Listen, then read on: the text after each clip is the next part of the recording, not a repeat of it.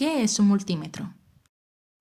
Un multímetro es un instrumento que se utiliza para medir varias magnitudes eléctricas como la tensión, la corriente y la resistencia, aunque también puede utilizarse para probar la continuidad entre dos puntos de un circuito eléctrico. Tipos de corriente eléctrica.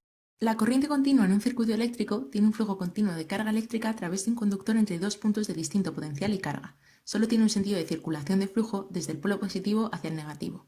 La intensidad puede variar siempre y cuando conserve la misma polaridad. Funcionan con corriente continua el móvil, el mando de la tele, la cámara de fotos digital y la linterna.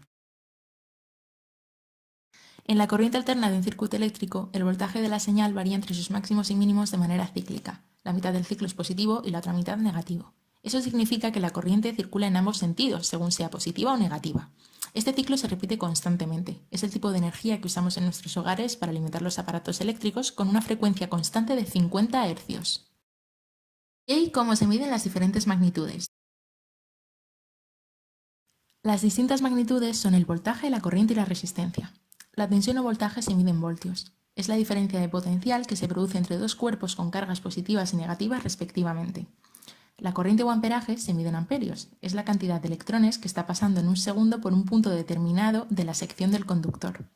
La resistencia eléctrica en ohmios. Es la oposición que reciben los electrones al desplazarse en algún material.